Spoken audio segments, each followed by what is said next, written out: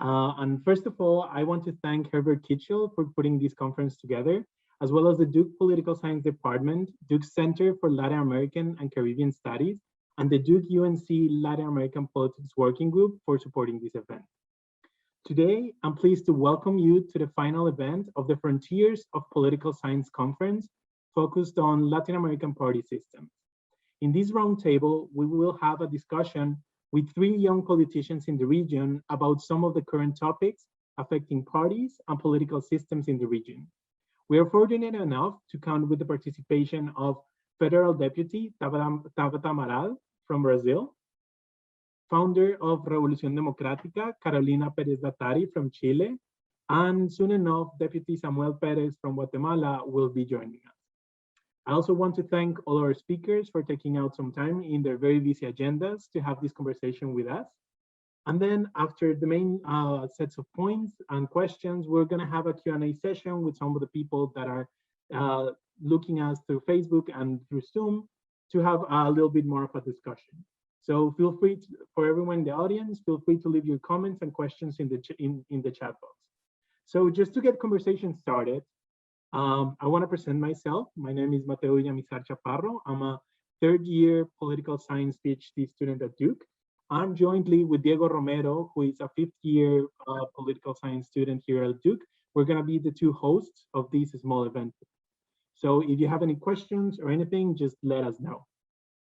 So our first question, and it's going to be a little bit more for both Tábata and Carolina, is just to present yourselves and tell us why you entered politics. Since the Colombian representative is not going to be here, you all can have a little bit more time expressing your points. So in that sense, I'm just going to go in the order. I have everyone in the screen. So Tábata, do you want to start? Yes, of course. So hi, everyone. Thank you very much for the invitation. Thank you very much for having me here. Oh, sorry, someone is calling me. Just give me a second.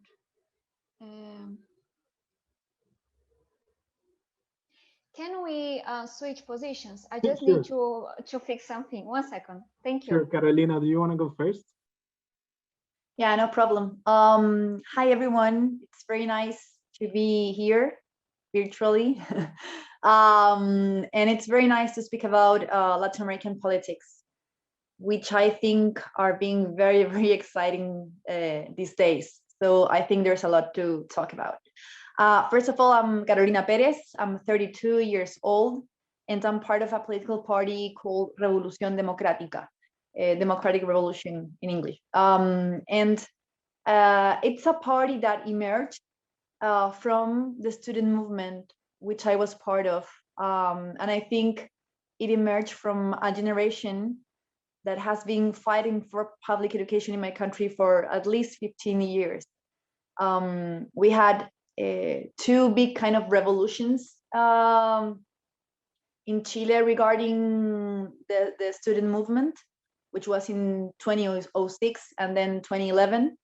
And from that movement emerged new social forces, new political forces, a lot of young political forces. We started Revolución Democrática when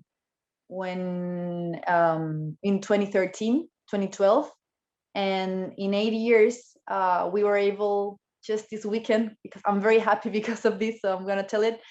Just this weekend, we won a very important amount of representatives in the Constituent Assembly of our country.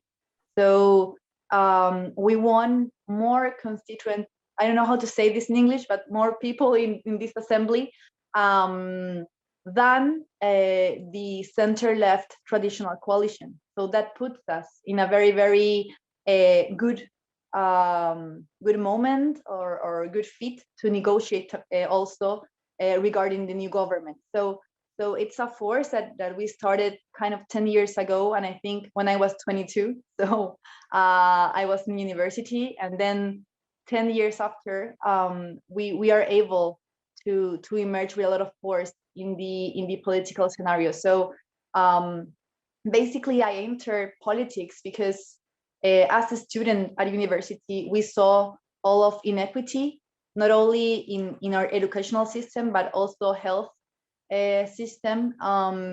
Because Chile is also maybe the most neoliberal country in the world. And this is an economic system that was imposed on us during a dictatorship. And when we were in the student movement, we understood that to be able to change the rules of our system, we had to change the constitution. So I think the student movement and the new constitution movement in Chile are very intricate and are united because we understood that we have a democracy that doesn't represent the voice of people. So we have people very frustrated with the democratic system in our country, and that is what happened. Well, in 2019, when we have like this big revolt that led us to this new scenario where we are able to write a new constitution. So that's very, very brief description of what is happening in Chile, because it's a lot. So thanks for the invitation. And nice to meet you, Tábata, Diego, Mateo, and everyone that's listening. Thank you, Carolina. Samuel, do you want to go? And then we'll give the word to Tábata. Hola. Hola. Hola, sí. If it's okay, I'm going to speak Spanish because I do understand English, but I do not practice often, so it's going to be a little bit complicated for me. Bueno, mucho gusto. Muchas gracias por la invitación. Qué gusto poder compartir con ustedes y hablar de estos temas, sobre todo problemas comunes en la región. Y bueno, entiendo que es una presentación en este momento, ¿verdad? Que no logré entrar a tiempo.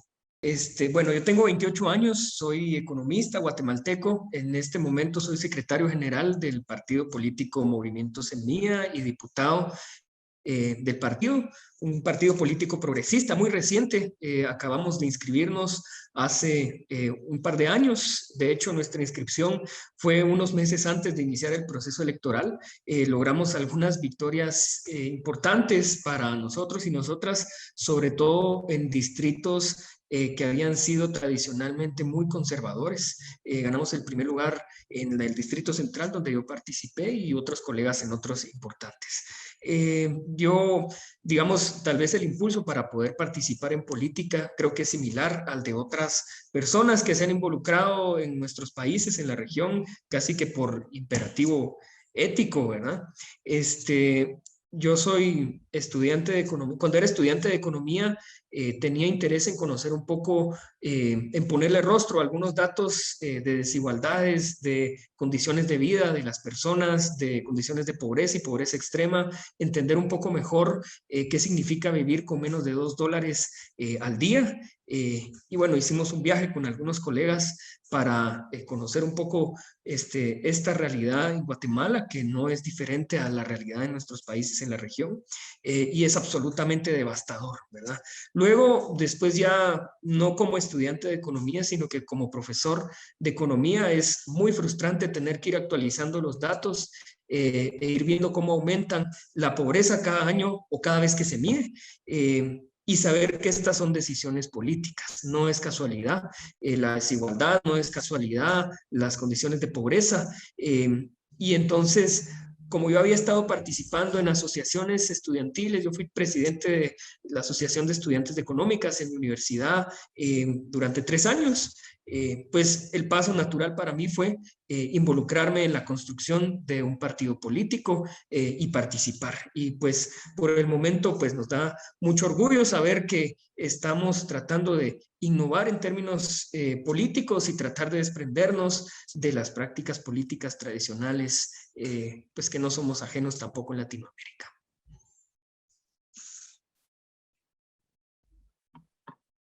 Perfecto, gracias, Samuel. Tábata. Claro. Mucho gusto. Saludos a todos. Hi, everyone. Thank you very much, Mateo, Diego, for this invitation, for putting together this event. Thank you, Duke and Chapel Hill Universities, for the invitation. And also, it's really, really nice to meet you too, Carolina and Samuel, and to see that many of the things we have been fighting for in Brazil are also present in your lives and in your journeys. So I'm Tábata, I'm from São Paulo, Brazil. I am 27 years old, which is very different for our National Congress. I'm a federal deputy from São Paulo. So usually I am from Tuesday to Thursday in Brasilia and the other days in São Paulo. I come from a very poor family that migrated from the northeast of the country. I was born, raised, and still live in the periphery of São Paulo. That's how we call it, in one of the poorest regions.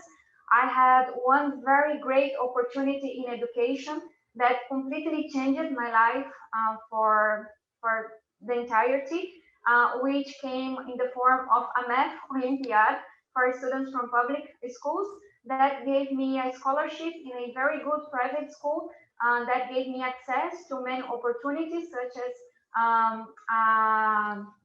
a scholarship to study English, the possibility of representing Brazil in Science International Olympiads, and that also put me in contact with teachers that understood that where I came from, in my situation, I needed much more than just a scholarship. So my teachers were responsible from my nutrition, what I was eating when I was in school, to making sure that I had the money to take on the public transportation. Because of them and because of all those opportunities that I had, I received a full scholarship to do my undergraduate degree at Harvard. But as soon as I arrived in Boston, I no longer, I realized I didn't have anymore that dream of becoming an astrophysicist, a scientist. Science had saved my life until then. But as soon as I got my scholarship at Harvard, I lost my father to drug addiction. I had already lost many friends and people who I loved, who were very close to me, to drug, to violence, to crime. And after all of that, it didn't make sense for me anymore to go into science. I wanted to continue my work with education.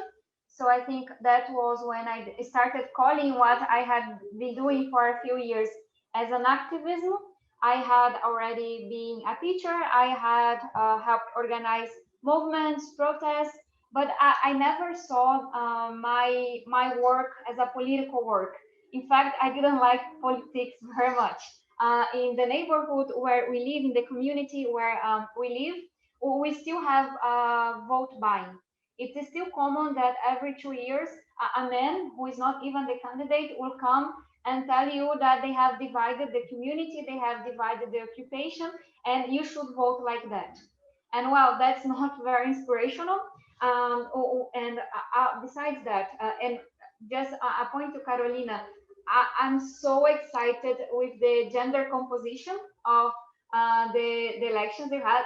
That's amazing. Like it really gives me a lot of hope. And in Brazilian Congress, women are, even today, which is like the highest level we have ever achieved, we are only 15% of our Congress.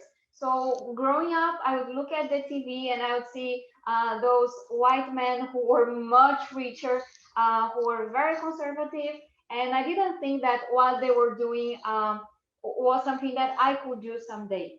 So in fact, it took me almost 10 years of activism in education, in the classroom, working with municipal secretaries of education, doing research on this topic, to decide that, well, this might be for me. I like it or not.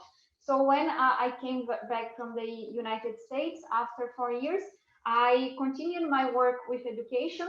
I with other young people, not always young in age, but young in heart. We co-founded a movement called Acredito, which means I believe, which is a political renovation movement. And a lot of people decided to run in the 2018 election for the first time. We were not the daughters and sons of politicians. We were not, we haven't been raised in the traditional political parties, and our election was 100% impossible. Many people told me that it would be a miracle for me to be elected because campaigns are very expensive in Brazil. But well, we were able to do something different. In my campaign, I had 5,000 volunteers. I had over 400 donations, which is really different for Brazil. Usually you don't have people donating to candidates. And I was the second most voted woman in the country. I'm one of the youngest in Congress. And this has been a whole journey. Brazil is still very violent against Black people, against women, against indigenous people. In fact, we are one of the most dangerous countries for LGBTQI people, but also the 5th country that has the biggest number of what we call feminicidio, would be gender, how can I say that? Assassinations, killings that are generated by gender prejudice. So that means that in those 2 years, I have received a lot of attacks, a lot of threats, and pretty much every single day someone will come and tell me that I shouldn't be there, that is not my place. But at the same point, I can see that things are changing in Brazil. My perspective is that people went to the streets in 2013 saying that traditional politics didn't represent what they wanted for the country. I cannot say that we have found our way as Chile is doing. Unfortunately, you have a president that is responsible for Brazil having almost 500 deaths, 500,000 deaths for COVID-19. Our democracy has been is being challenged every single day by the current government. But I'm very excited, like what we did in 2008, what we did last year with the numbers of young people who come from poor communities such as I do, women, Black people, and all this entirety of the country that has never been represented in politics. Seeing that we're starting to break that glass, that we are moving forward, gives me a lot of hope. And well, as I said, it has been a journey. I'm learning a lot. I've never done anything as difficult as this, especially in this moment of such a huge polarization, of so much hate as we have in Brazil right now. Of course, it's the whole way that the pandemic has been handled in my country. Makes you go crazy, because you know that so many lives would have been saved. But again, things are changing, and I'm certain of that. And just to finish, in my mandate, I work mainly with education, women's rights, the environment, and the fight against inequality. And I'm really, really happy to be able to connect to you all today. So thank you very much. Thank you very much, Tábata. And actually, you place us in a really good point to start talking about our first question, which is about party building. And listening to the three of you today, we've heard of really interesting stories of engaging in politics as young people, as women, as student leaders. And when we look at the recent past of Latin America, we see, especially in places like Brazil or Chile, that the big, what we thought well-institutionalized, well-organized parties have been fracturing. There is new movements coming out. In Guatemala, we have a history of extreme fragmentation in the political party system, where parties are just unsuccessful beyond one single election. And so the question for you is, in this line of party building, from your perspective as a political actor, what do you think are the main causes behind this problem of basically failing at building a viable political party? And how is your party currently trying to face this challenge and to try to succeed? And if you want, we can start basically the opposite order. So Tábata first, then Samuel, and then Carolina.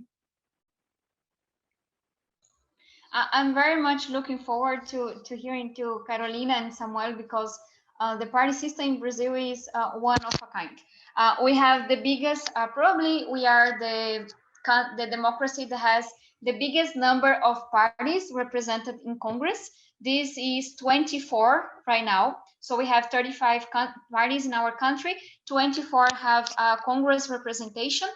And unfortunately, that doesn't mean that we have 24 national projects fighting to convince people. The way that our electoral system works, and even the way that public financing of party politics works, makes it very lucrative for someone to have their own party and to sell it in every single election.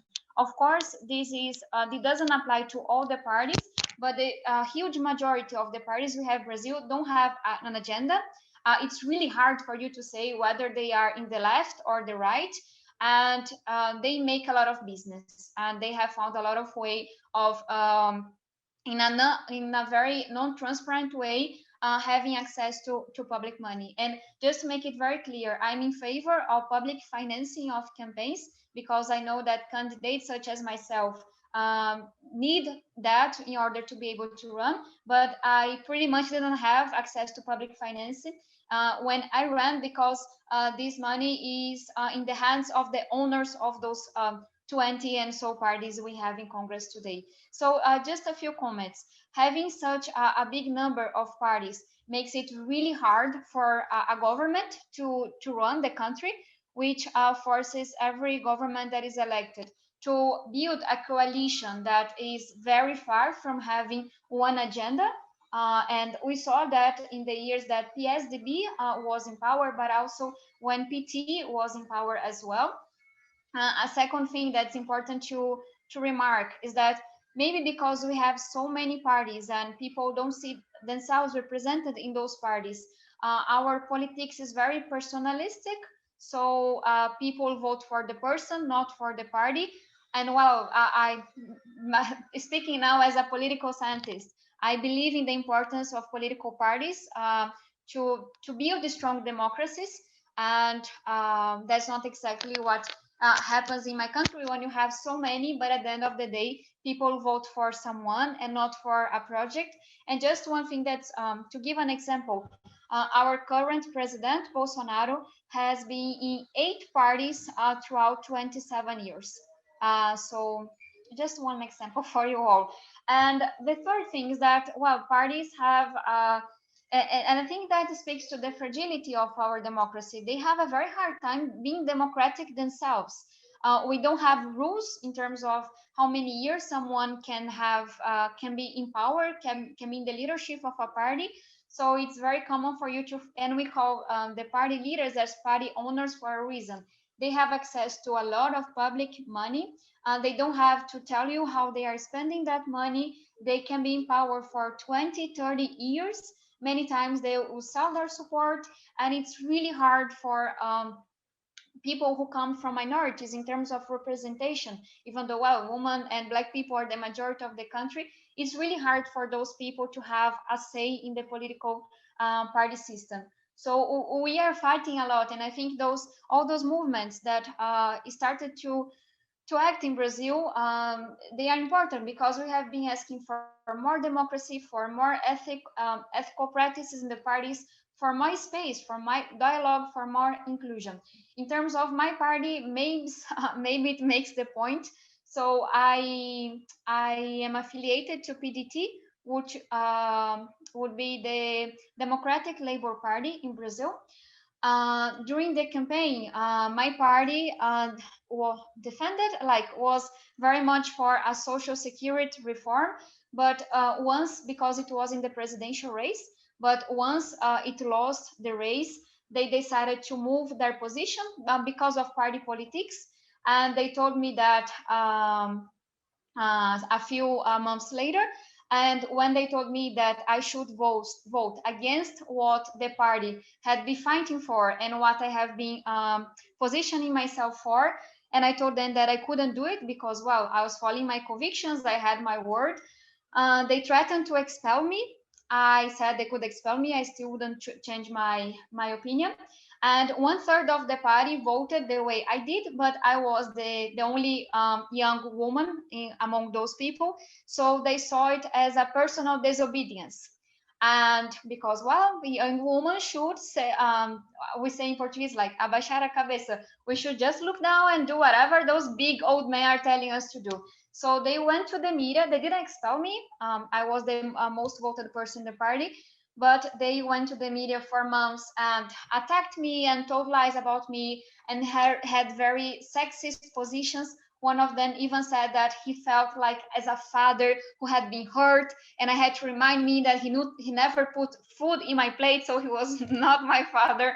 And well, I'm trying to make fun of it, but it was really hard. Like I received live threats. I had to go on the streets with the police, and I entered a lawsuit in court in order for me to be able to join another party without losing my mandate. So it's not a very inspiring story, but it shows how much people don't like one woman doing politics. And probably I'll join another center left party. That's where I see myself. But I like to say there are some big things in our democracy that are truly supra-partisan, and sexism is one of them. This reality is faced by women in parties who are in the left, the center, and the right. So yeah, so we have a long journey in terms of creating strong parties that truly represent our population here in Brazil. Thank you very much, Tábata. Samuel? Sí, muchas gracias. Yo coincido muchísimo y creo que compartimos los problemas en la región muchísimo. En Guatemala, de hecho, el presidente actual, Alejandro Yamatei, es el cuarto partido por el cual compite. Entonces tenemos ahí un problema común. Más allá, digamos, de los problemas, creo que yo suficientemente estudiados acerca de por qué la volatilidad y la fragmentación en los sistemas políticos, digamos, asociados a los tipos de sistemas electorales, por ejemplo, o las consecuencias que tiene el presidencialismo, las consecuencias psicológicas de enfocar sobre todo a las personas y no a los partidos.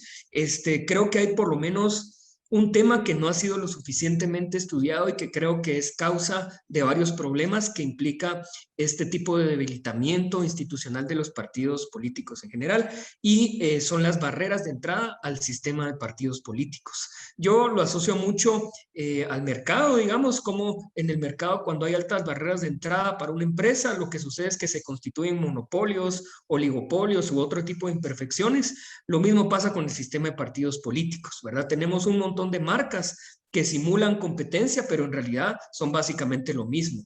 O comparten financistas, o son los mismos candidatos que se van de un lado a otro, que al final de cuentas creo que esos dos son los problemas que finalmente ocurren. Los oligopolios de partidos políticos de diferentes marcas, pero con las mismas prácticas y la misma agenda, y el otro es el reciclaje de los partidos políticos. Es muy fácil inscribir un partido político en Guatemala si hay financiamiento ilícito, por ejemplo, o financiamiento del narcotráfico. Y es muy difícil si se intenta hacer de la forma correcta, como nos pasó a nosotros y a nosotras. El problema, al final de cuentas, es que en Guatemala lo que tenemos es fragmentación y volatilidad altísima, un número desmedido de organizaciones políticas. De 1985 al 2018 se registraron 98 partidos políticos en Guatemala, ¿verdad? Lo que no se dice es que estos partidos políticos muchas veces eran las mismas personas, ¿verdad? O simplemente dejaron cascarones electorales, vehículos electorales sin ninguna ideología compartida, sin ninguna agenda común. Más bien los incentivos están puestos para llegar al Estado y saquear el Estado, ¿verdad? Como la percepción más como patrimonial de los recursos públicos, y los incentivos están puestos para que sea fácil este tipo de cosas.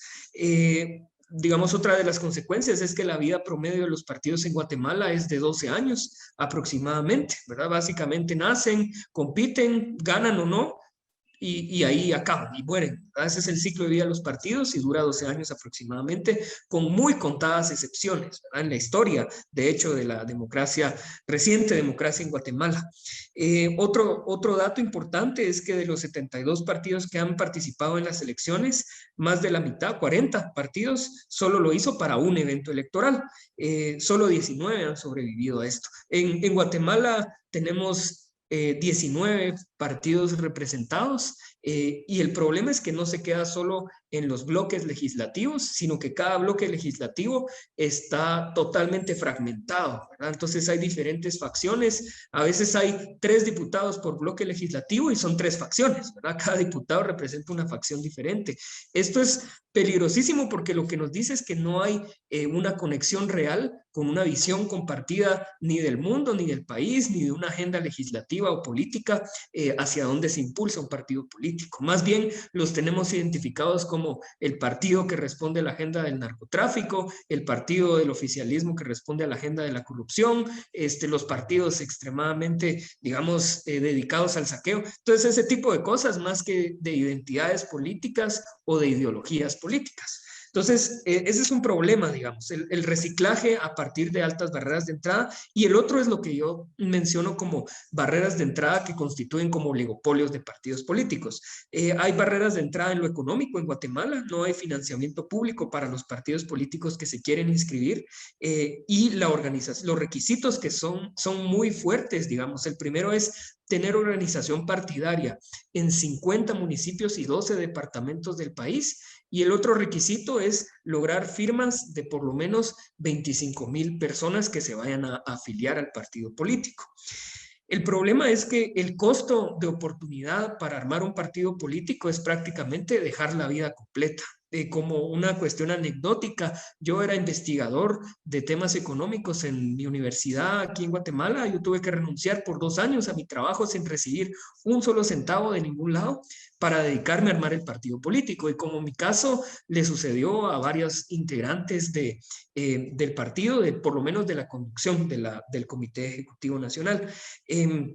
Al final de cuentas, lo que sucedió es que cuando competí en las elecciones y finalmente gané la diputación, cuando presentamos las declaraciones patrimoniales, yo tenía alrededor de tal vez $100 en mi cuenta de ahorro en total, ¿verdad? Y para todo el mundo le pareció sorprendente, pero en realidad ese es un poco el costo que uno asume a la hora de participar en política en Guatemala, ¿verdad? Realmente está dedicado a quienes realmente pueden darse ese lujo, no cualquier persona puede organizarse, y por lo tanto la representación tiende a distorsionarse a menos que de verdad uno lo entregue todo, ¿verdad? Otro problema para mí, y yo creo que este es un tema que debería reflexionarse más, creo yo, en la academia, porque creo que no está lo suficientemente platicado, es el tema de la barrera política, del requisito de 25,000 afiliados y afiliadas para inscribir un partido político, ¿verdad? Yo creo que el problema no está tanto en la inscripción de los partidos, sino que la representación que pueda tener en los congresos, ¿verdad? Nosotros veíamos cómo en países como España, por ejemplo, hay 4,000 partidos inscritos, pero no necesariamente eso se traduce en que haya 4,000 bloques legislativos, ¿verdad? Entonces, eso es un problema, sobre todo cuando esas 25,000 firmas que intentamos conseguir nos rechazaron el 80%.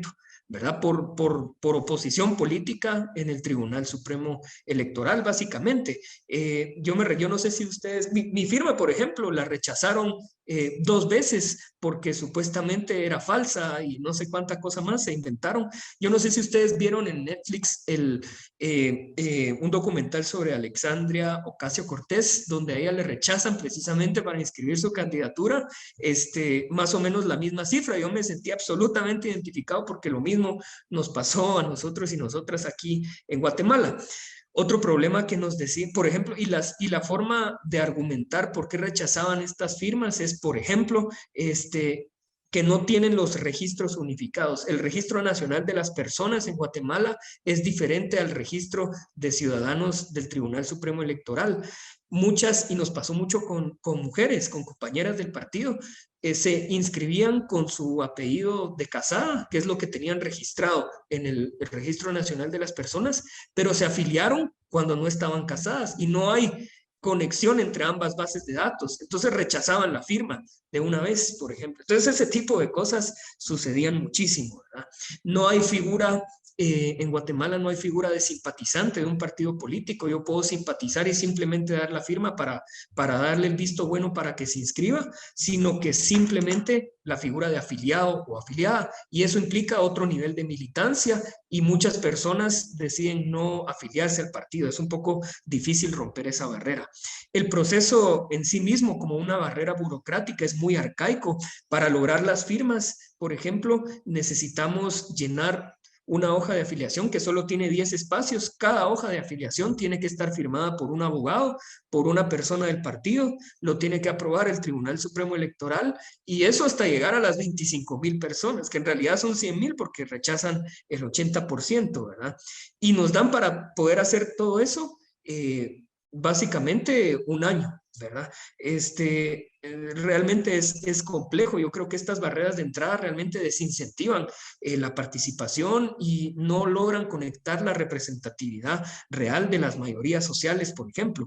Y lo otro es el tema del financiamiento privado que requieren los trámites, porque muchas personas no están dispuestas a financiar partidos políticos. Y además la ley no permite alternativas como crowdfunding o este tipo de cosas, es prohibido aquí en Guatemala, entonces es muy difícil. Y solo para el último tema, es que todo lo anterior lo tenemos que hacer sin decir absolutamente nada acerca de en qué cree el partido. No podemos decir explícitamente, digamos, las líneas o posicionamientos ideológicos, porque el Tribunal Supremo lo interpreta como campaña anticipada, aunque no sea partido político todavía y no estemos en época electoral. Entonces, prácticamente tenemos que hacer reuniones de 5 o 10 personas privadas en casas para poder explicar un poquito más detalles acerca del partido. Es realmente una tarea titánica, ¿verdad? Pero eso refleja un poco, creo yo, que las barreras de entrada no son casualidad, por supuesto, sino que están hechas para proteger a los partidos políticos tradicionales, porque si tuvieran competencia real, ya estarían fuera todos, ¿verdad? Pero creo que eso es un poquito los retos. Creo que las barreras de entrada inciden muchísimo en la falta de representación, falta de institucionalización de los partidos políticos en general en la región, creo yo. Muchas gracias, Samuel. Carolina? Well, Samuel, that sounds awful. I just wanted to say that. Well, there's a lot of things I would like to say because I was listening to Tábata and also Samuel. I think we all know there are different kinds of bureaucratic economic walls to new forces, political forces. They're all different in each country, right? Some are awful, like in Guatemala, and some are a bit awful. In Chile, it was also a lot of work for us because actually with the Revolución Democrática, we had to go and also recollect a lot of signatures, like a lot, in the streets. And it's a very good question of how you're able to build or create tools in order to make change happen. And I think, well, actually that was the main topic of my research when I did my master's. I had the fortune of studying in IDS, in University of Sussex. And I went and lived for a while in Brazil because I did my research on PSOL, which is a left-wing party in Brazil. And they were doing a very, very interesting kind of coalition with MTCT, which is a movement of workers who occupy. It's a urban movement of occupation of land and the articulation of indigenous people in Brazil. So I wanted to see how they were able to imagine a new kind of coalition or even work together because they had very different backgrounds, ways of doing politics, and they were facing an election together. And it was a very interesting election because the main face or leader of this election was Guilherme Boulos, who went for the presidential election. And some years after that, we were just chatting with Tábata about that. He was able to go to the second round in Sao Paulo for the prefeitura. I don't know how to translate that. I'm sorry, for the government of the city. Mayor, yeah. The mayor. Mayor, yeah. Okay, thank you. So this is a topic that it's very interesting for me, and it was one of the main questions we asked ourselves in Revolución Democrática because we started as a movement, not as a party. And we were a movement for 4 years. And we were a movement because we were very disappointed of political parties we also had at that time a political and electoral system that always made the two main forces win. So we had two big blocks or coalitions, the right-wing and the center-left one in my country, from the return of democracy. So we didn't have a third force from the return of democracy in my country. So for us to imagine the possibility of becoming a third force was impossible. So we started as a movement. And we also started as a movement because we didn't want it to replicate the practices of political parties that we didn't like. And we wanted to make different kind of politics, but we also wanted to compete. So we were like, what do we do? Like, we want to compete. We don't want to go with the center-left coalition, because also in those years, we had a lot of cases of illegal financing of these parties. So there were a lot of politicians like literally bought by like very rich people in our country. So we didn't want it to be part of that kind of project. So we were like in a very difficult position, and we did an internal referendum to decide, where are we going to be a party or not. And I think the discussion we had for the election, it's a very interesting discussion, because we're like, we need to compete.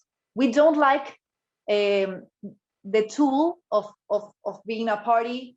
Like, we don't like everything about it. It's a lot of bureaucracy. It's a lot of work. We don't have money. Like, in that moment, we didn't even have like somewhere we could join, like do meetings. We were just doing meetings in our own homes, like traveling from different parts of the city and the country. We didn't even have a space or money or nothing. So we're like, well, we need a structure. We need public financing. You know, we don't want to depend on like what happened to these parties asking very rich people for money. You know, we want to defend public interest. And on the other hand, the people that didn't want it to lose like being a movement were like, yeah, but we're gonna become a party. We're gonna have all that bureaucracy. We're gonna lose like our connection to the streets and social movements. We come from the student movement. That is like our space, our main space. It was a very interesting discussion, and we decided to be a party. And well, now we are a party. It was a lot of work. Samuel gives some examples. In Chile, it's not the same, but it's kind of the same. You know, you don't have money. You have to like have a notario. How do you say that? That is with you when you ask for the signatures. It's a lot of bureaucracy, and it's a lot of work. It was a lot of work, actually. We just finished last year. It took us 4 years to become a national party. And we were like first one region, then the other. If you have 3 regions, then you're national, but you cannot go and compete in every region. It's just very difficult to explain, but we did it. And I think the main challenge of being part of a political party that you created is that you want to do politics differently, but you have kind of inertia of how politics is done. So you have to be able to have like the political imagination of imagining practices that you don't even know. It's like imagining a color. It's impossible because you have never done it. And I think that's a challenge we always have. It's a challenge we had when we built a political coalition that is even bigger. So we started like, okay, we have this party. We are gonna work with this other party. This is a movement. They are not a party yet, or they don't wanna be. So we had to also build a structure of a coalition that was able to compete. But as we said in Spanish, but I am translating, I think in Spanish, I'm sorry. Like with 1 feet in the street and in 1 feet in formal politics, you know, in institutional politics. And I think that's a challenge. And I think that's a challenge we need to work on as young politicians, because we have a big, I would say, global crisis on liberal democracy.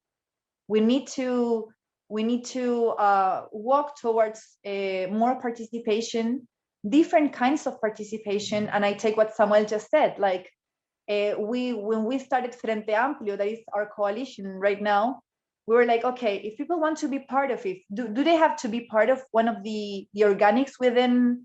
And we said no. Maybe people want to be part of this moment of Frente Amplio for I don't know, competing for presidency, which we did in 2017, and we became the third force in that competition. We got 20%. It was our big explosion of the moment. And we saw, for example, a lot of Frente Amplio in Uruguay, because I think that's an interesting way they had at the moment. They're kind of in a different position they were 20 years ago or maybe 10 years ago, but of mixing informal and traditional politics. And I think that's a challenge we need to face. There are a lot of people that want to participate, but maybe they don't want to be part of a party.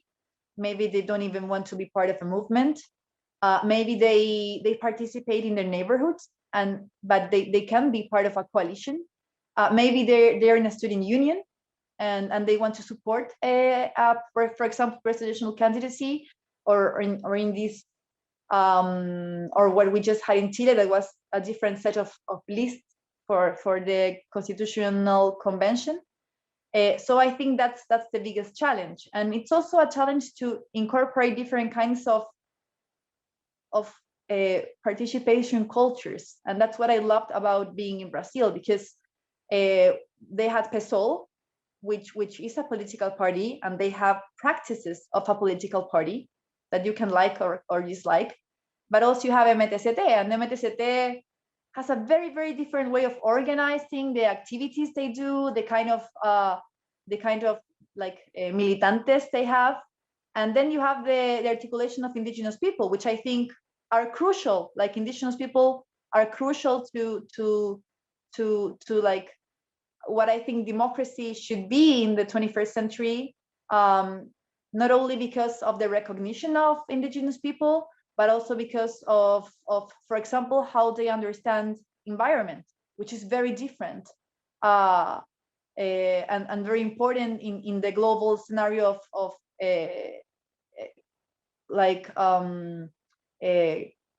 ecological crisis we have right now in the world. So I think it's very important to see all those factors in order to imagine new politics. Yeah, and I think this is a perfect segue to sort of like ask our next question in terms of what's happening in terms of representation. Both, like all three of you had identified challenges of being a woman in politics, being a Black person in politics, being a young person in politics.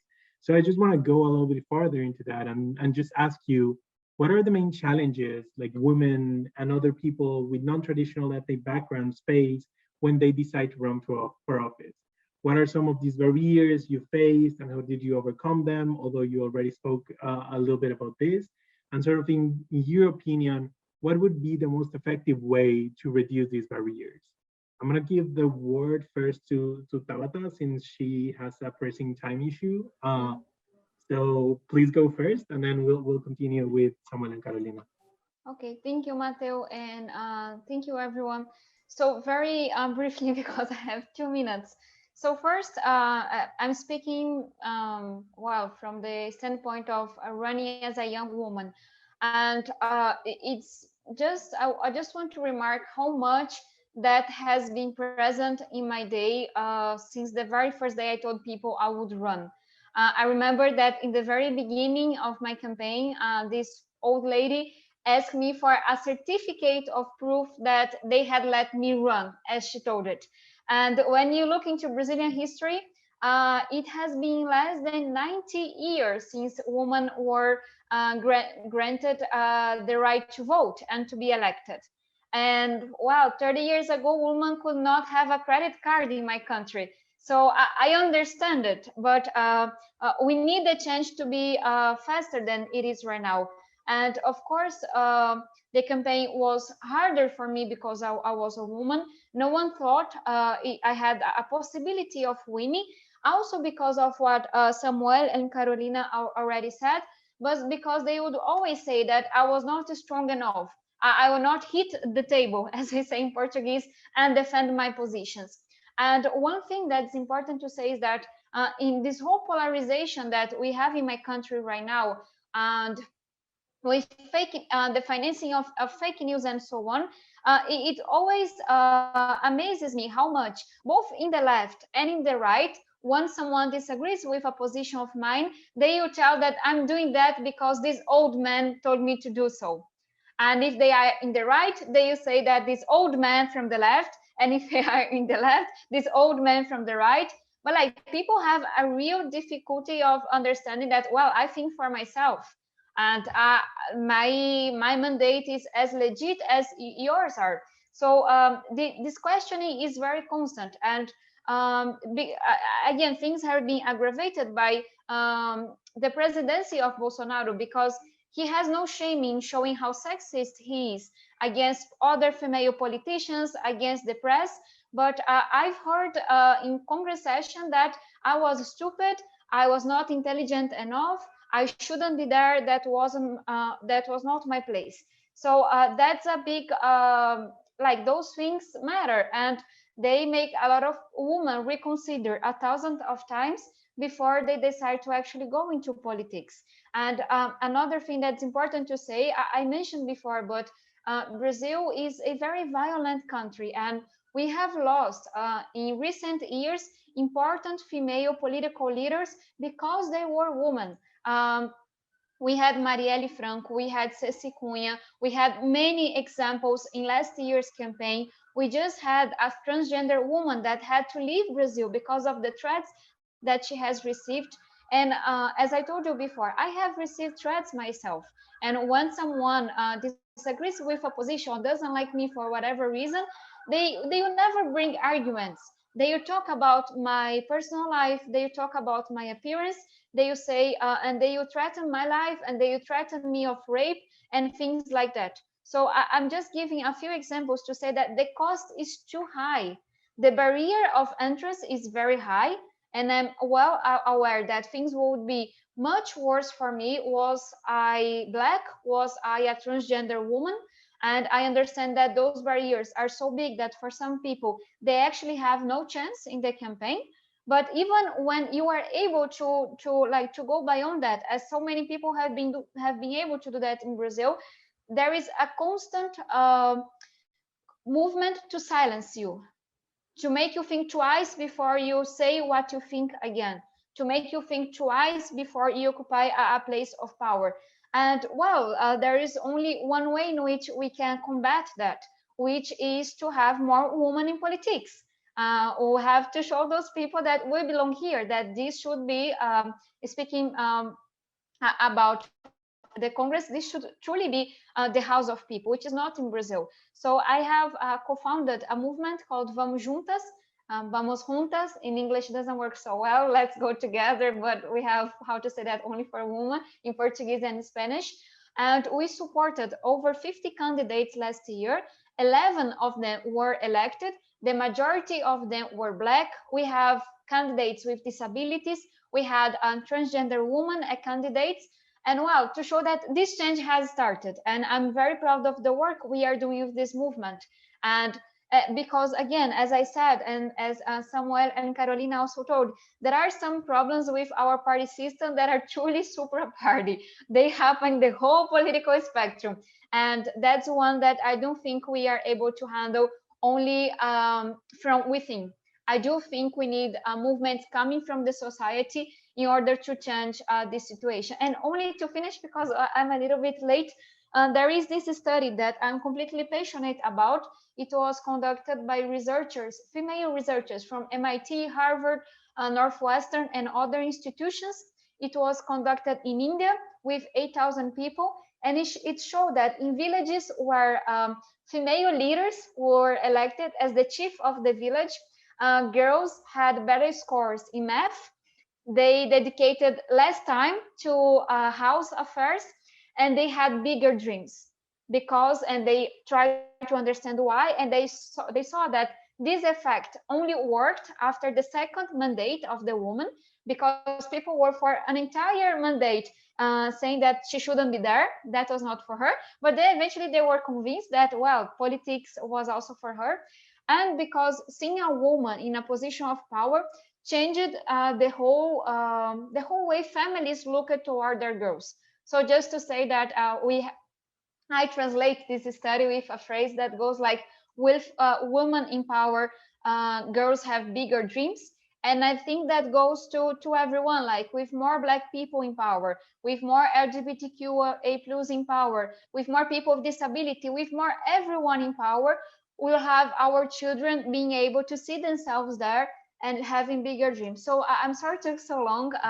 I'm truly passionate about this fight. But again, it has been an honor sharing this discussion with you. Unfortunately, I have to leave because we have an important vote going on right now. But again, it has been a pleasure. And if you ever come to Brazil, any of you, São Paulo or Brasilia, please let me know. Take care of yourself, especially in this moment. And well, take care. Bye-bye. Thank you, Tábata. Thank you very much Thank for you, coming Tábata. and taking out time for us. On that note, Samuel or Carolina, Samuel, do you want to go next? Ok, bueno, yo tal vez no sea la mejor persona para abordar este tema de las desigualdades en la participación, porque yo tengo todas las ventajas realmente y todos los privilegios. Pues yo soy hombre en la ciudad capital de Guatemala, blanco, etc. Pero lo que he logrado conversar con algunas compañeras del partido, lo que hemos visto, lo que hemos leído con otros integrantes y otras compañeras, sobre el tema de la representación, específicamente sobre mujeres y pueblos indígenas en particular en Guatemala, es una situación realmente compleja. La situación aquí es especialmente grave porque es el único país en la región que no tiene reformas encaminadas hacia democracias paritarias. De hecho, todo lo contrario. Se desincentiva absolutamente la participación.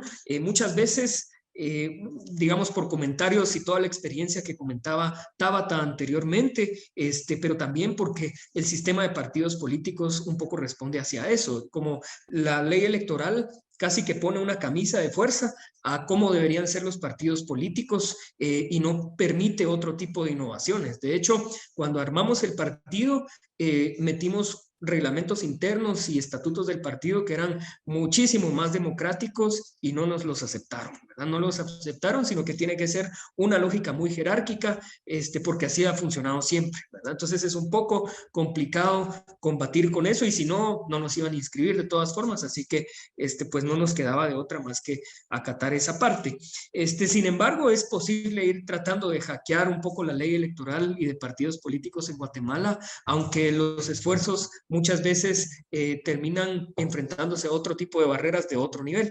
En Guatemala, por ejemplo, el 13% de mujeres, solo el Congreso está conformado solo por 13% de mujeres, ¿verdad? Nunca ha habido una mujer presidenta en el organismo ejecutivo y yo diría que la principal barrera de entrada, sin lugar a dudas, son las barreras culturales, el patriarcado y la cultura del machismo, absolutamente hegemónico, pero no solo hegemónico, sino que indisputable, ¿verdad? No hay realmente, por lo menos hasta este momento, fuerzas políticas que contundentemente se opongan a esto, aunque han empezado a haber algunos esfuerzos y algunas luces que dan cierta esperanza, pero realmente no hay una articulación mayoritaria que combata esto explícitamente. Los roles tradicionales de género están absolutamente arraigados. Yo recuerdo que nos pasó cuando estábamos intentando armar un equipo del partido en un distrito en el oriente del país que es particularmente machista, en Zacapa, para quienes son de Guatemala o quienes conocen, lo conocerán muy bien. A la primera reunión que llegaron solo hombres. Y lo que les dijimos cuando estábamos armando el partido era, miren, es importante la participación de compañeras y otro tipo de mayorías en el partido. Pues a la siguiente reunión llegaron los mismos hombres con sus esposas y las esposas estaban cocinando, ¿verdad? Entonces, lo que hicimos ahí, pues en ese momento no pudimos dar una batalla mucho más grande y decidimos simplemente no armar equipo en ese distrito, ¿verdad? Pero es un poco el reflejo, digamos, sintomático de las barreras arraigadas que están y obviamente que eventualmente nos tocará combatir. Ahora, más allá de las barreras políticas, que esas sí las podemos ir transformando, digamos, garantizando paridad en los listados que propongamos para las candidaturas de cargos internos del partido, de toma de decisiones internas del partido y también para cargos de elección popular, hay otras barreras que son muy complicadas de romper por parte de un partido político por sí mismo. Y son barreras materiales, ¿verdad? Muchas personas que buscan competir, pero no tienen cómo sostenerse económicamente y sabemos las desigualdades horizontales en Guatemala son muy fuertes. Entonces, ojalá tuviéramos recursos públicos para poder mitigar ese tipo de barreras, por ejemplo, en otras compañeras que tenían interés de participar, pero no tenían opción de dejar su vida, ¿verdad? Y su vida y digamos, la parte la familia, como decía antes, los roles tradicionales de género están muy arraigados aquí. Entonces, las barreras materiales son muy difíciles de combatir en Guatemala. Sin lugar a dudas, digamos, las barreras de otro tipo, cuotas, listados paritarios, orden, alternabilidad, priorizando distritos competitivos, eso sí lo podemos procurar en el partido y de hecho estamos encaminando los estatutos del partido hacia eso, específicamente en Semilla, pero las otras barreras son un poco más difíciles, muchísimo más difíciles de hecho de combatir y yo creo que esto tiene que ver en cierta parte también con el tema del financiamiento, pero también con las batallas culturales de otro nivel. Muchas gracias, Samuel. Carolina? Well, I have a lot of common with what Samuel just said and also Tábata before she left. I am a woman in politics, and I was also a woman in the student movement. I was the first one in my university, a left-wing woman to be chosen for a very specific position in the student council. Was the first one after 14 years. So of course, a lot of women in politics have to be always kind of opening path to other women. Like other women do it for me, and I do it for other younger women. And I think, which is very interesting in Chile right now, it's what Tábata said. We have the first constitutional convention elected that has parity, and we fought a lot for that. It was really not easy. I was also, when we negotiated and voted that law, I was chief of cabinet of a senator, so I was very, very connected to the process. It was very hard. A lot of men fought against it. And what I think is funny about the process is that when we gave in Chile women the possibility to really run and be elected, and we had like parity in Chile had two main conditions. Half of the candidates had to be women, and also they had 50%, between 45 and 50% in the final convention. So we had a correction after. And what happened after the election is that the correction had to put more men because more women won, which was very funny because we accomplished parity, like giving the possibility of men that were beaten by women. So I think the whole what we learned for the from this process is that when women have the possibility to compete, they can win. Women, a lot of women vote for women, and we are half the population. So so we had a lot of structural walls towards women in politics. For example, before this election, women were never put first on the list because everyone would think they were less competitive. Well, we had to put them first for parity, you know, and they won. And also they received less donations, less than half than men in my country. And when people knew there were gonna be women in the convention, well, they donate, and women won. So I think it's a very important lesson we take from that. And I think it also will give us the chance, as we are writing a new constitution, to put democracy and parity as things we have to have in the future. So I don't imagine a Congress in Chile where we don't have parity again. Now we have 20% of the Congress, and I really believe after this process, women transversally from left to right will advocate for a parity in Congress also. So not only in Congress, but also in the executive power and judicial power. And I think that gives us a lot of hope, not only for Chile, but the rest of Latin America. I also was a candidate during this process. I went in the most conservative district in the whole country, so it was very probable to lose. We only won one left-wing candidate from our list within 6 total elected in the district. And I think it was a very, very interesting process for me. A lot of men explained me a lot of things I already know during the campaign. Also things in which I'm an expert, like I study those things. A lot of men wrote me very offensive things. I think sexism, it's very crude for women in politics. Very, very hurtful things. And I think also it was funny, like I literally studied development studies in one of the top 3 universities of the world, and still men would say, for example, that my master's degree was in a very, very bad university and I didn't know what I was talking about. So I think it's very frustrating for women, because you have to prove you're capable and you know what you're talking about, like every time, a lot more than men do, right? Even though you can be a specialist in what you're talking about. And also because there's a lot of sexism still in politics. So being a young woman running, in an election is very tough, because a lot of men will write you offensive things. I received a lot of invitations, like on dates, which was very, very weird. And like a lot of men won't let you do your work, and you're doing a job. Being a candidate, when you are part of a political force, it's a job. And you are doing a job for a collective, for a group of people that believe certain ideas.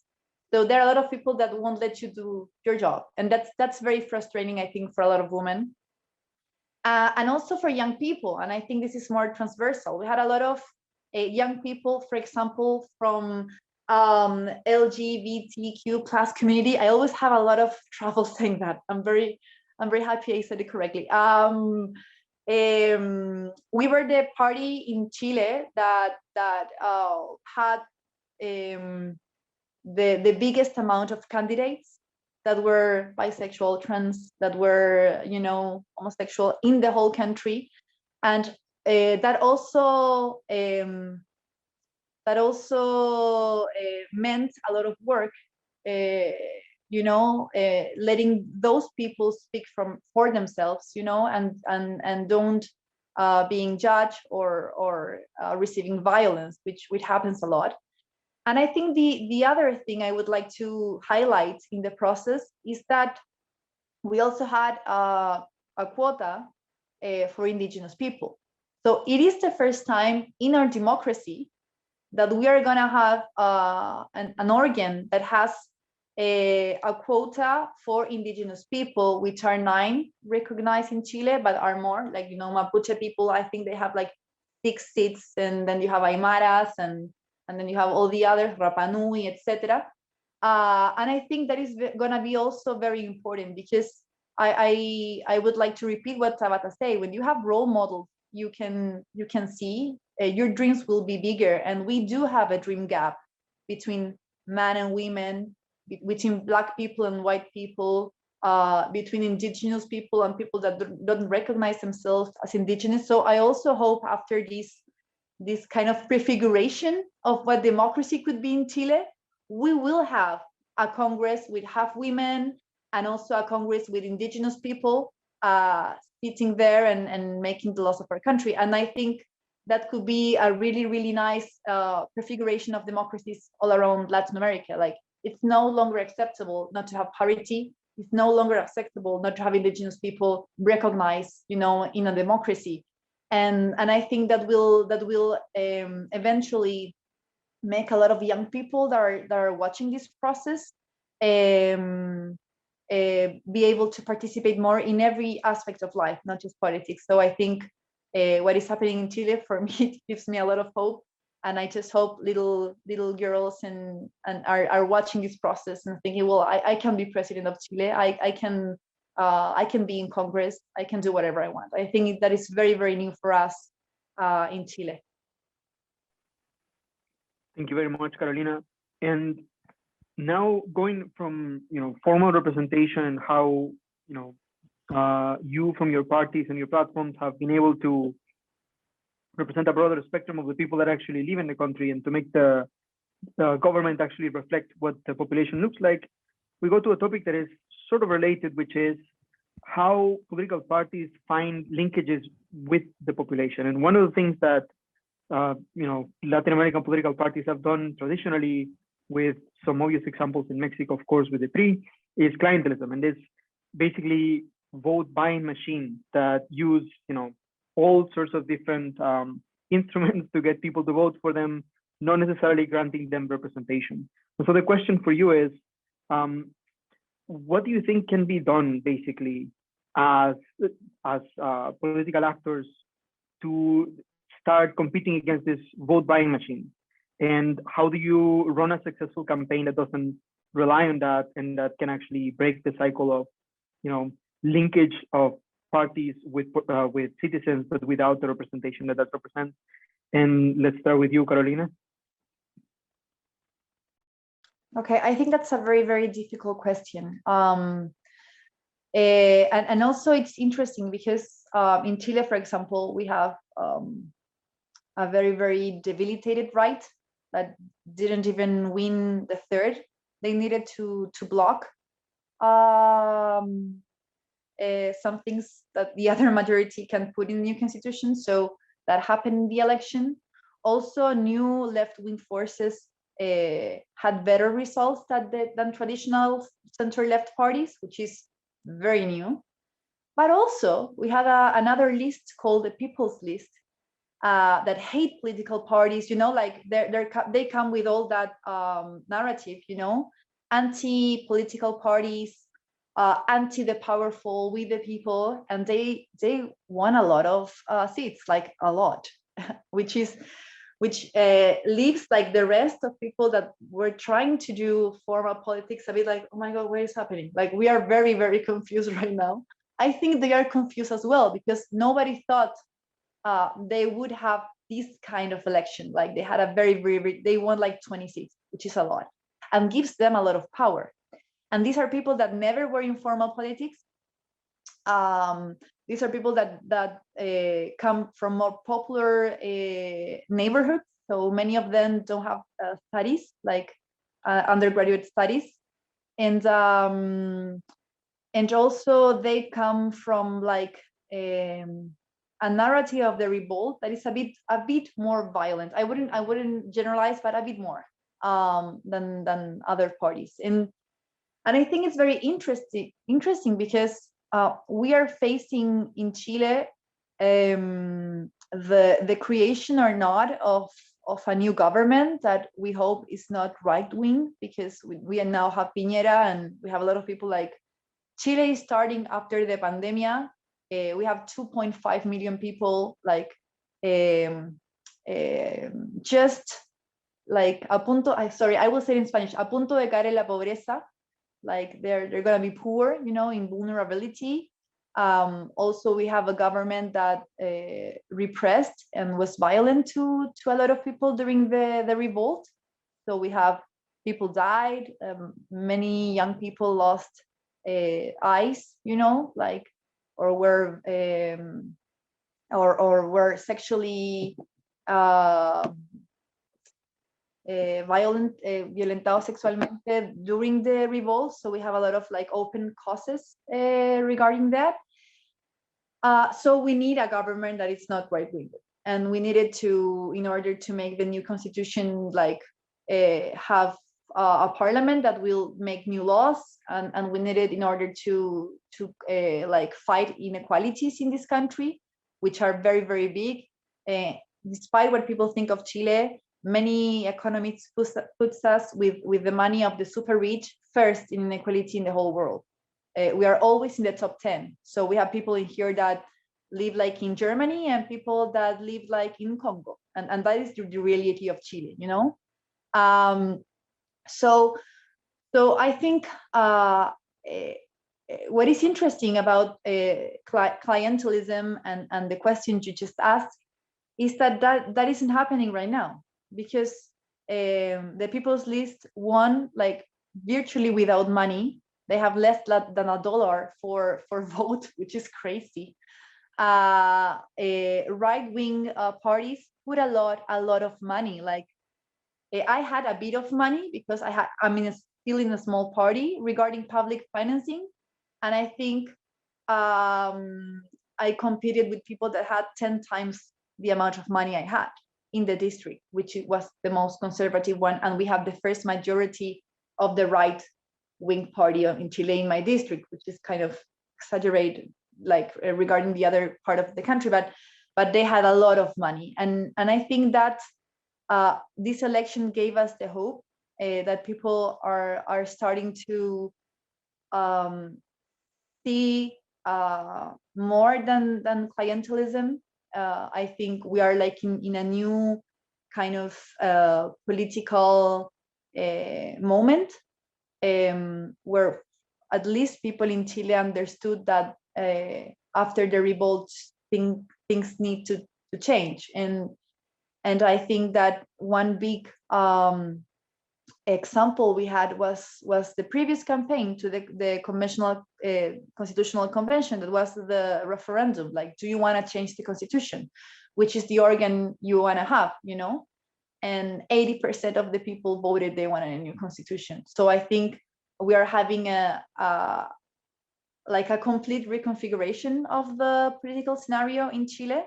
I don't think this means money won't have an important thing, because we know a lot of what matters in political campaigns is knowledge, and you get knowledge with money. Like it's very hard, and we still do have a lot of voters that vote for the person and not the political project.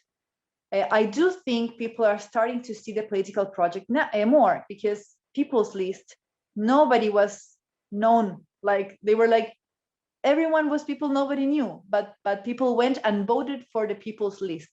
And I think that also changes the weight money has in the elections that are to come.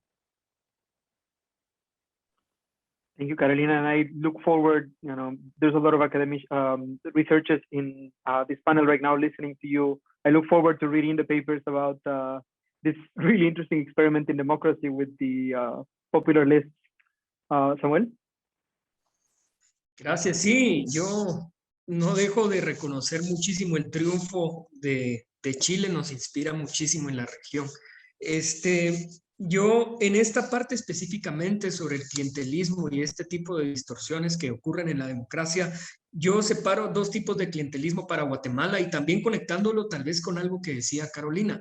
El clientelismo que se utiliza para armar partidos políticos y el clientelismo que se usa para las elecciones, ¿verdad? El primero para mí es el más peligroso porque aquí no hay candidaturas independientes. Yo tampoco soy partidario, digamos, de las candidaturas independientes en este momento. Tal vez tendría que convencerme un poco más, pero yo creo en la importancia de los partidos políticos. Lo que pasa es que yo creo que es muy difícil con el sistema de partidos políticos superar esas barreras de entrada que hablaba en la anterior intervención. Pero el problema es que se captura precisamente a través del clientelismo para armar partidos políticos y recoger estas 25,000, 100,000 firmas que estábamos hablando anteriormente, para tener el monopolio de la participación electoral, ¿verdad? Y entonces se venden las candidaturas y este tipo de cosas, se hacen promesas de empleos futuros, si se afilia a una persona a un partido político, por ejemplo. Y esto también está conectadísimo con la facilidad y los incentivos que están puestos para el saqueo en el Estado, ¿verdad? El tema de una pobre administración pública, un bajo servicio civil, este tipo de cosas creo que ayudan o incentivan un poco la corrupción, muchísimo la corrupción.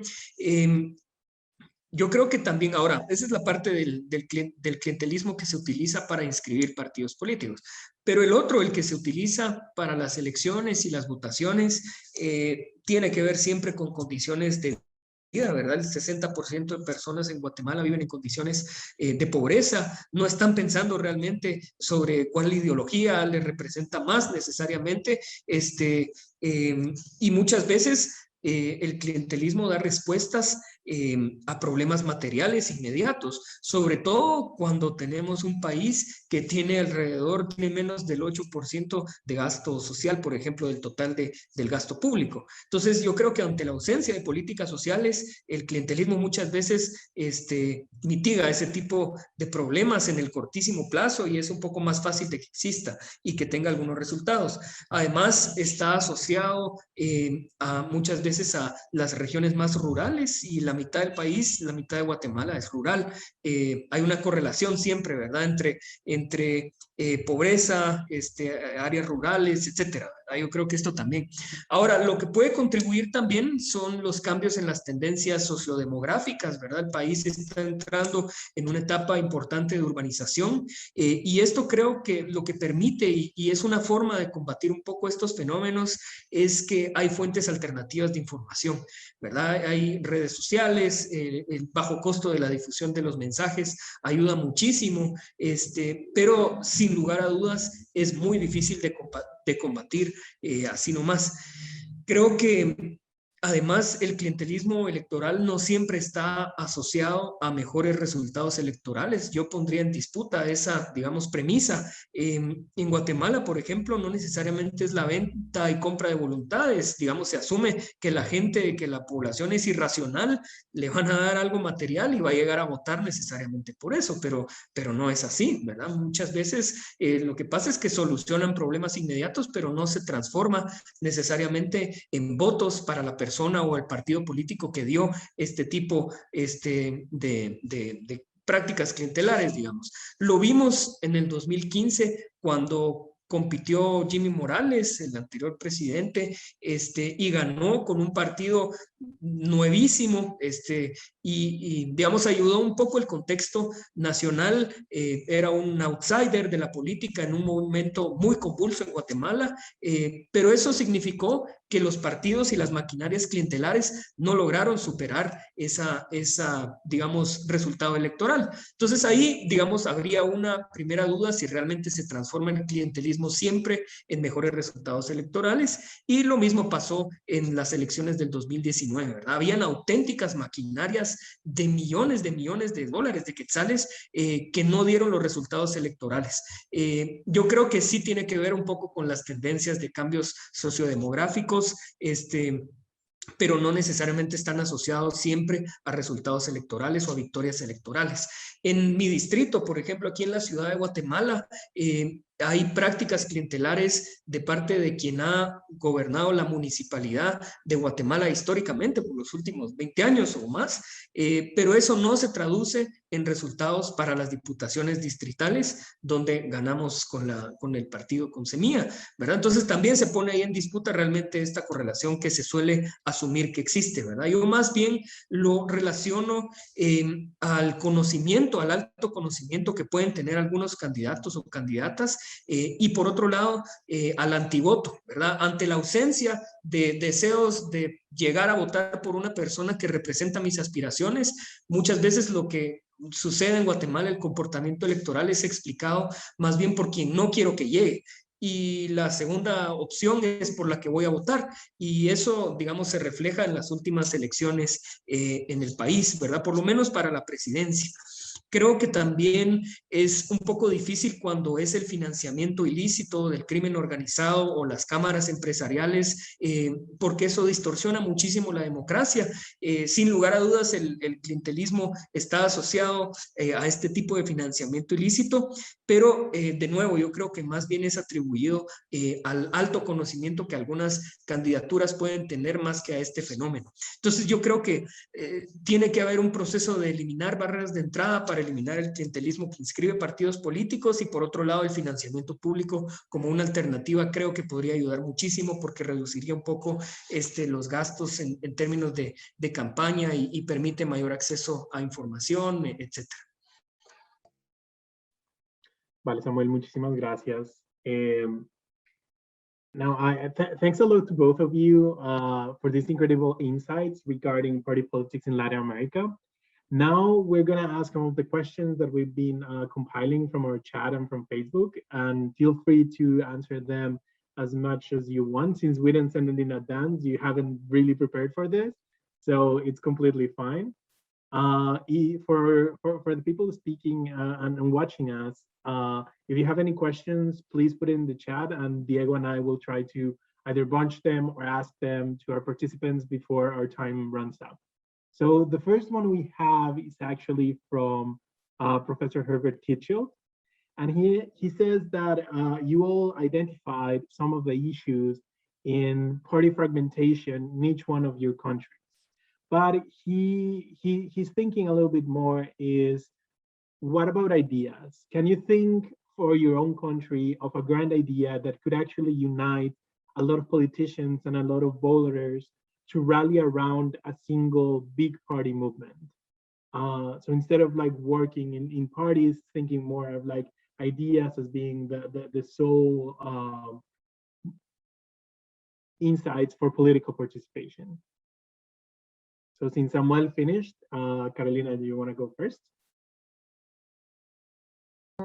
Okay, it's a very good idea question, and I think it's interesting because the path we have had in Chile, and that started, like, my political generation comes from the student movement, and I think that's very interesting because when we started asking for free public quality education, like, the main idea is education, but what is behind it is the end of subsidiary state. You know, it's how you walk towards a social state. You know, and it's because the whole system in Chile was made in order to privatize basic rights such as education, social security, health, etc. So when we started talking about free public quality education, we also started talking about, well, we need really good public health, and we need also education that in every level doesn't segregate people regarding the amount of money, for example, parents have. We need the right to decent housing, which is not even a right in the Chilean constitution. We also have well, everything in Chile, it's subsidiary state. Like, that is the whole. If you watch Chile, you have the true and mercantilization of rights. That is my country, you know, which is kind of funny because when I was studying in the UK, we had like a big strike of university teachers regarding social security and pensions. And they were like, so now our pensions will go to private funds that will invest in some things we don't know, and our money is going to be. And I was like, that's Chile, like, you're talking about my country. And we kind of are used to that kind of neoliberal way of existing, you know, which is, it's a culture also very hard to disinstall. And this was installed on us like by force. You know, during a dictatorship where Congress didn't existed, and well, you know the story. Chicago boys went and they like did whatever they wanted. They sold public enterprises, and you know, like, so I think, which is interesting about ideas, is that I think what the student movement started to install was the end of subsidiary state. So it's the installation of social rights as something we need to have in Chile. And that was also one of the main topics during this election. That is, well, we're going to change the constitution. We're going to change like the rules. So we can now write a new kind of state, a carer state, a social state, a state that protects rights. We can put several names to it, right? But we can end subsidiary state, and we can also end this kind of kidnapped democracy we have. Because what is very interesting about Chile is that Pinochet's constitution made a democracy where it's virtually impossible to make big changes to the system. So we have an hyper-presidentialism. We had an election system that changed, but also always privileged two sides. So the right was always super represented, like regarding who they really were in numbers, with a lot of supra-majoritarian quorums for changing like a lot of laws. So when I was in the student movement, what I learned was, okay, we cannot change education in this country because the law regarding education by our constitution needs a quorum that we'll never be able to accomplish because of all of these factors. And even though we have a new law we can discuss, well, due to our hyper-presidential system, only the executive decides what laws we can discuss and when. So, like, it was a very natural transit for us to start asking for a new constitution from the student movement, and that happened to a lot of social movements in Chile. So I think now we have like a very interesting moment in matters of the programmatic regarding, I would say, 4 main topics. Feminism, like I don't know, it's exciting to see how many feminists won for to be in the Constituent Assembly. So a democracy that has parity, sexual and reproductive rights, not sexist education. Like, these are topics that are in the main agenda right now. I would say the second one is the environment. Like, the climate crisis was an issue because this is the constitution that will be able or not to contribute in the next 30 years to the climate crisis. And I would say the other two is the redistribution of power. Like, so now we're going to be able to maybe have a semi-presidential system. Some people even say a parliamentarism, which I think it's a bit crazy for Latin America, but well, maybe it can work, you know, to have like a parliamentary system, and also the redistribution of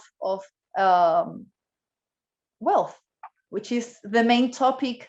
Like, inequality was the main topic of the revolt. So we have now the very interesting and challenging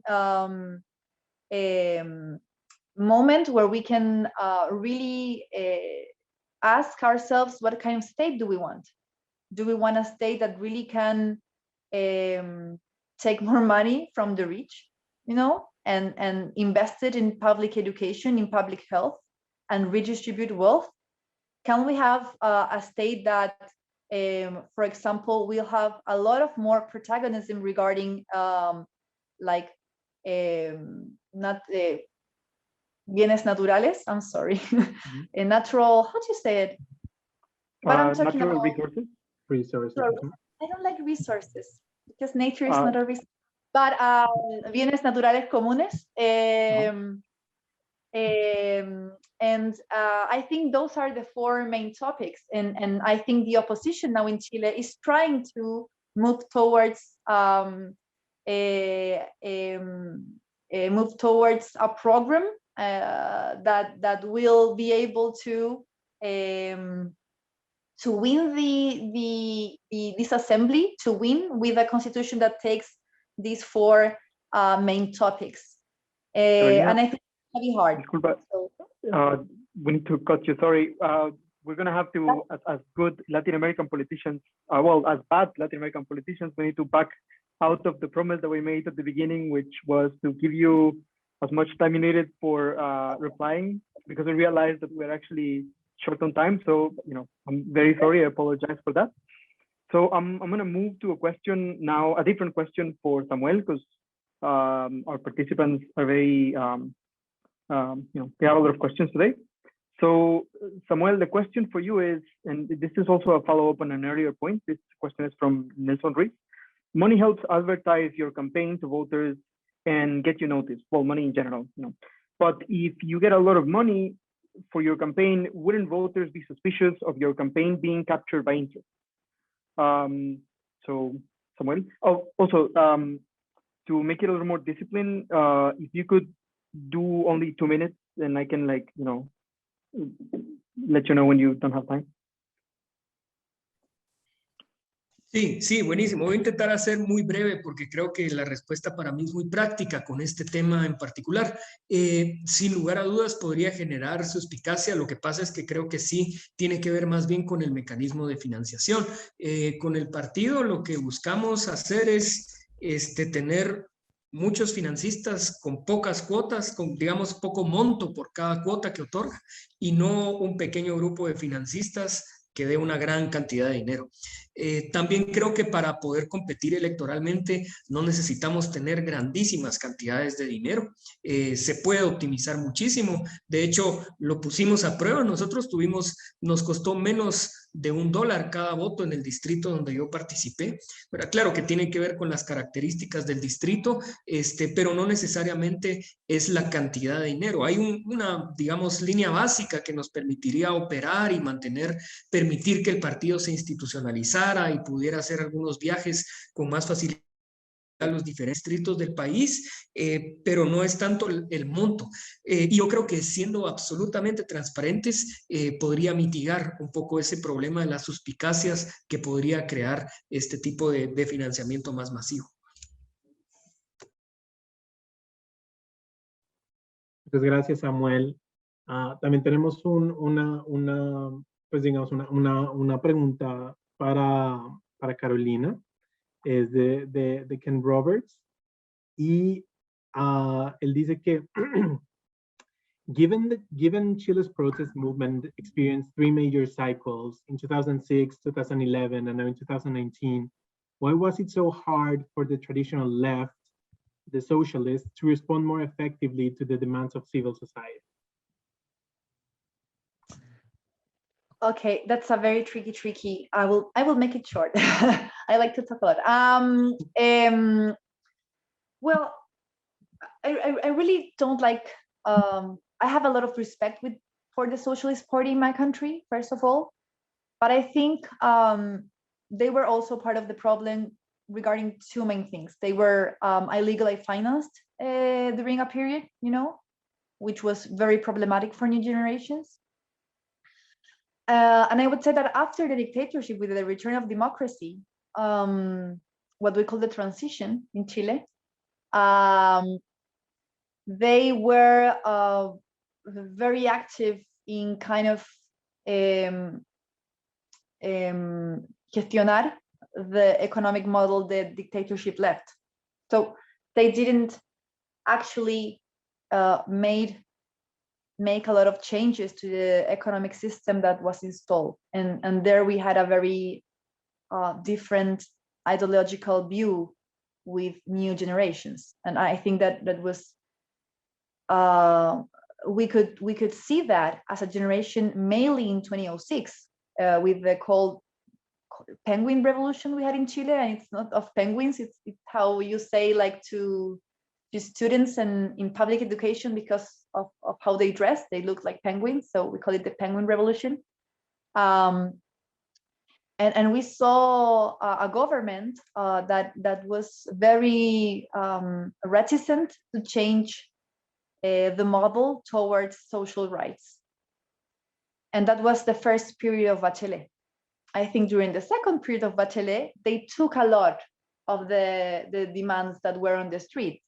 And there it comes the implementation of a completely new social policy regarding education in our country, which is called the inclusion law. But I would say that they had a lot of trouble recognizing what was happening in the streets. I think that happens when you have a lot of power during a long amount of time. And that's why I think we should have like more plural systems, a political party system that are able to include new actors more easily.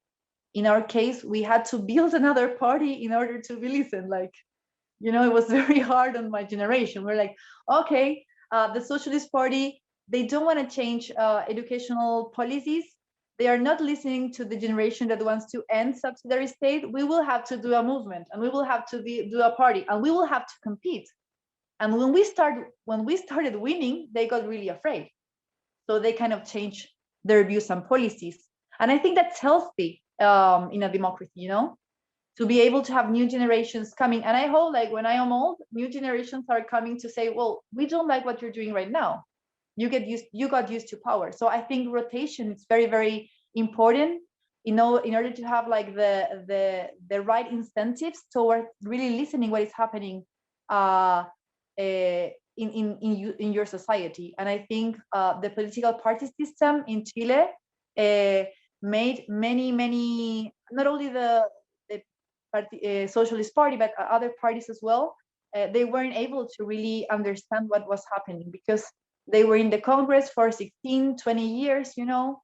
They got used to clientelism as a practice. And right now, I think with this process we're living in Chile, all parties are also opening more towards new ideas and criticism, right? Thank you, Carolina. The next one is actually addressed to Tábata, but she's not here anymore, but also to you, Carolina. But I believe that it's also appropriate. Well, there are portions in which Samuel could also, help enlighten us. This one comes from Leticia, and her question is, what is the best way to start looking for a place in politics? Is it funding a movement? Is it participating in campaigns? So in your view, what is the best way to start? So this one, I guess the context is important. She's a Brazilian woman who's trying to enter Brazilian politics, but you know, let's adapt it. Well, Brazilian politics is very confusing. I don't know how Brazilians do it. Like, it's like when I arrived there and they were like, no, this is a party and this is a party. I was like, oh my God, like, how do you do? Well, I think that depends on everyone and on like how you like doing things. Like, I do believe in collective work in order to change things. That's for me is the main idea. But working collectively can be, for example, being an activist. It can be also being in a party, being in a movement. I think what's interesting about this new politics cycle is that we can understand participation from many points of view. I don't like understanding participation just as being enlisted in a party. That's my choice because it was my natural choice, and I'm a very militant person, so I wouldn't be able to live without being part of a collective, you know, and building together. And because I wanted to dispute institutional power, but power is not only in institutions, you know, you can build power in many other spaces. So first of all, I would ask myself, what is that I want to change? And from that answer, I would see, well, which are the best tools in order to make that change happen? I started being a volunteer when I was 14. I worked as a volunteer in many settlements, informal settlements in Chile for a long time. And I got very frustrated because as a volunteer, I wanted to change what Samuel said, inequality, what made this poverty happen, and I want to change the structures. But I realized that after 6 years of volunteering, I say, well, I love working with families. It makes a lot of sense to me, but I really want to change the reality of this. Some people have other vocations. They'd like to work with communities, and they want others to do the structural change. And I think that's valid. In my case, I wanted to attack the root of problems. And I think, as Samuel said, I think inequality is a political decision. And in order to have other political decisions to change inequality, well, you have to do politics.